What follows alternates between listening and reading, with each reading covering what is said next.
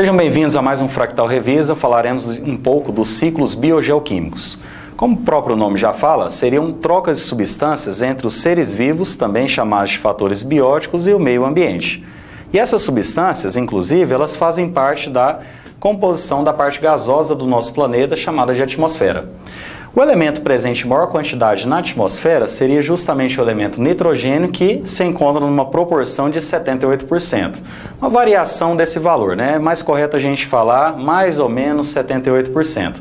E esse nitrogênio é um elemento que, mesmo presente em grande quantidade na atmosfera, não pode ser fixado pela maioria dos organismos vivos.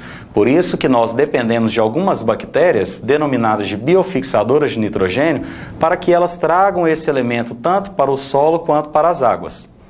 Os elementos derivados de nitrogênio são chamados de compostos nitrogenados, e dentre os compostos nitrogenados nós temos as moléculas de DNA, as moléculas de RNA, os aminoácidos e, portanto, também as proteínas, uma vez que essas são formadas por elementos menores, que são justamente os aminoácidos.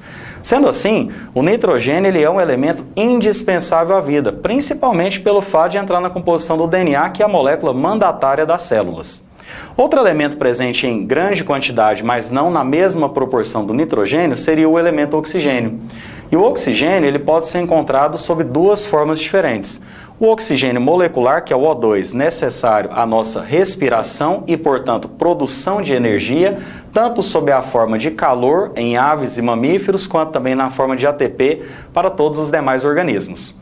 Além do oxigênio molecular, que é o O2, nós temos também uma outra forma que seria o ozônio. E esse ozônio ele é fundamental para formar uma camada que leva o seu nome, a camada de ozônio, necessária para a proteção do excesso de radiação ultravioleta, que pode, entre outros problemas, ser cancerígena. Principalmente para organismos que tenham talvez uma menor produção de melanina, que é o pigmento na pele responsável por proteger também a nossa pele dos efeitos da radiação. Outros compostos presentes na atmosfera seriam os derivados de carbono. Entre eles, eu cito dois para vocês, que seria o CO2, também chamado de dióxido de carbono, e o CH4, também chamado de metano.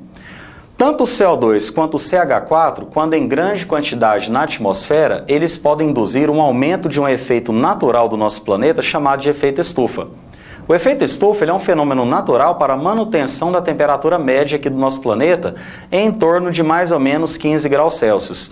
E caso não existisse o efeito estufa, certamente o nosso planeta também não teria essa grande biodiversidade, ou talvez nem teria vida, visto que os cientistas pensam que, na ausência de um efeito estufa, a nossa temperatura média global seria de mais ou menos menos 18 graus Celsius, totalmente incompatível com o surgimento da vida.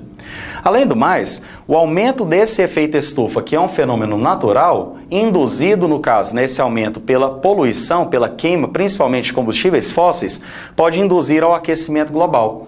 Então, note a diferença dos dois. O efeito estufa é um fenômeno natural para a manutenção da temperatura média do nosso planeta, enquanto que o agravamento do efeito estufa, com desmatamento, com poluição em geral, pode induzir ao aquecimento global, que se justifica justamente com o aumento da temperatura média.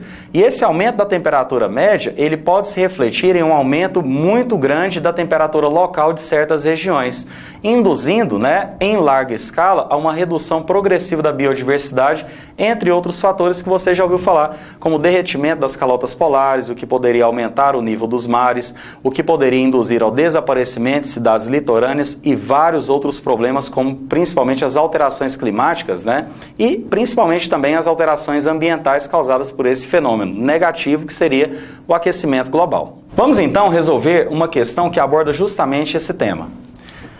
Leia alguns versos da canção Planeta Água de Guilherme Arantes. Água dos igarapés, onde Yara, a mãe d'água. É misteriosa canção, água que o sol evapora, pro céu vai embora, virar nuvem de algodão. Na canção, o autor refere-se ao ciclo biogeoquímico da água, e nesses versos faz referência a um processo físico, a evaporação. Temos que lembrar que a água ela pode obedecer o pequeno ciclo ou o grande ciclo. Quando se fala em pequeno ciclo, não temos a participação de seres vivos nesse processo. A água ela simplesmente evapora, forma as nuvens e volta para o solo ou para as águas através da precipitação sob a forma de chuva, neve ou granizo, dependendo da temperatura do local. Quando a água passa por dentro do corpo de um ser vivo para depois retornar ao ambiente, aí nós já chamamos de grande ciclo ou ciclo longo, uma vez que, é claro, ele vai levar um pouco mais de tempo, visto que a água que entra no corpo dos seres vivos, ela volta para o ambiente através da transpiração, através das fezes de um animal, por exemplo, através da evapotranspiração, que é a transpiração vegetal, né? Através da urina do animal. Então existem vários fatores pelos quais podem promover a devolução da água, mas quando ela passa por dentro de um corpo de um ser vivo, ela é chamada de grande ciclo, né?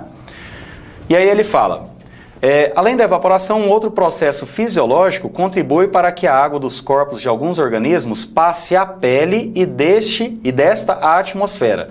Que processo fisiológico é este e qual a sua principal função? Bom, o processo fisiológico é justamente a sudorese, é justamente a transpiração. Uma vez que, quando ocorre o aumento da temperatura corporal, alguns organismos têm a capacidade, através de glândulas sudoríparas, de eliminar o suor. O suor, entre outros componentes, ele tem basicamente água e sais minerais. Os sais, após a evaporação da água, ficam na nossa pele, enquanto que essa água do suor ela vai ajudar também a compor, no caso, as nuvens, retornando essa água para o ambiente posteriormente. Então seria a transpiração.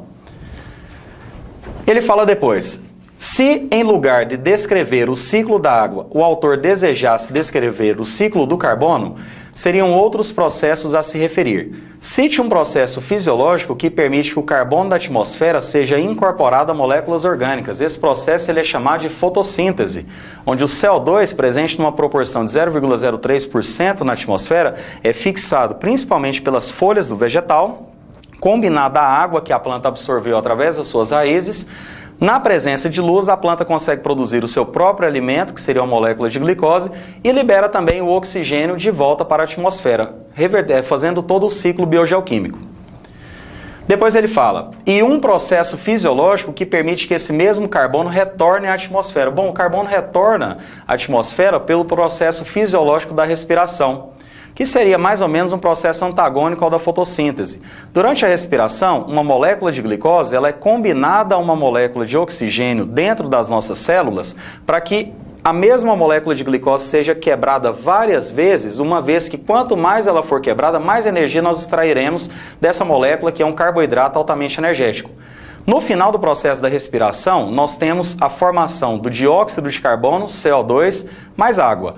A água fica dentro da célula, uma vez que a água ela é sempre bom, fundamental ao metabolismo. E o CO2 será eliminado através da nossa respiração, né? Uma respiração animal, mas os vegetais também realizam esse processo, e o CO2 será eliminado para a atmosfera, podendo ser novamente fixado por organismos fotossintetizantes que irão realizar a fotossíntese. Ok? Muito obrigado.